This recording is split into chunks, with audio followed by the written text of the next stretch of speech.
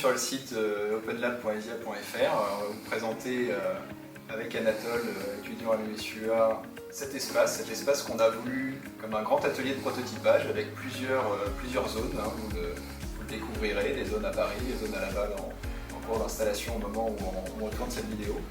L'idée, c'est que tout projet, qu'il soit scolaire, personnel, entrepreneurial, soit fait dans les murs de l'école, gratuitement, en libre accès. C'est vraiment ce qu'on a voulu. On a mis à disposition des machines. L'idée, c'est d'avoir vraiment un libre service, que tout ça soit un tiers-lieu, c'est-à-dire un endroit qui est ni la salle de cours, ni chez vous, c'est entre les deux.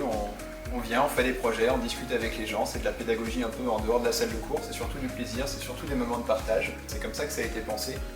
C'est vraiment ce qui est important pour nous dans ce concept. Ce lieu, on l'a voulu évidemment pour les étudiants, mais aussi géré par les étudiants, c'est important, c'est un peu ce qu'on dit dans la communication, le learning by doing, mais voilà, dans la pratique, c'est simplement quand on fait quelque chose vraiment soi-même, de ses mains, et qu'en plus on sait le transmettre, finalement on va mieux au fond des choses, on sait mieux utiliser les machines, on devient plus performant, et ça on pense que c'est un vrai plus en fait dans votre formation.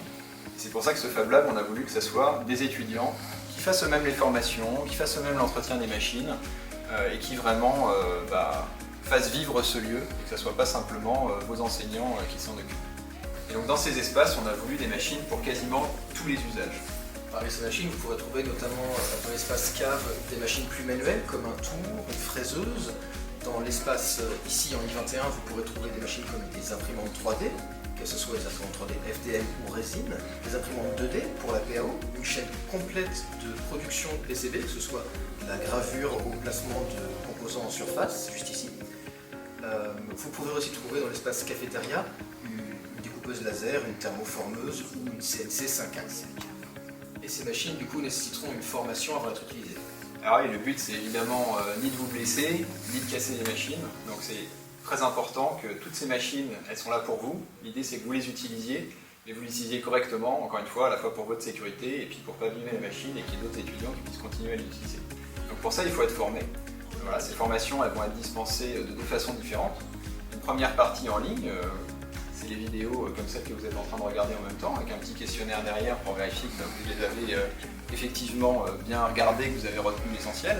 Et puis surtout une formation pratique, parce qu'évidemment il faut l'avoir fait pour savoir le faire. Et donc là ces formations elles se passeront dans les locaux de l'Open Lab, directement avec d'autres étudiants qui eux sont passés avant vous, ont déjà fait la formation, maîtrisent la machine. Et c'est comme ça que petit à petit le savoir va se transmettre et qu'on espère que bientôt il y aura plein d'étudiants dans l'école qui seront capables de transmettre. Donc ça se passera sur le site openlab.esia.fr pour réserver à la fois une formation ou après une machine une fois que vous aurez été formé. L'accès aux machines comme aux formations est complètement gratuit, que vous soyez étudiant ou salarié. Pour vos différents projets, si jamais ils sont scolaires dans le cadre d'un PST ou d'un PFH par exemple, vous devez le faire valider par vos enseignants ou vos suiveurs, ça sera complètement gratuit. Si jamais c'est un projet associatif, vous devez le faire valider par Sophie Poirier, encore une fois ça sera complètement gratuit. Et dernier cas, si jamais c'est un projet entrepreneurial, ça sera aussi complètement gratuit s'il est validé par Loïc Roussel. Concernant les projets personnels, c'est possible également, on vous facturera simplement les consommables à prix coûtant. Moi au départ j'ai rejoint l'Open Lab parce que j'avais besoin de différentes machines pour réaliser mes fusées pour Eresia. On avait besoin de CNC, d'imprimantes 3D, et au départ rien du tout était prêt, on avait besoin de déballer les machines, les mettre en place, s'assurer de leur maintenance, et évidemment ça se fait pas tout seul, on a besoin de toute une équipe derrière.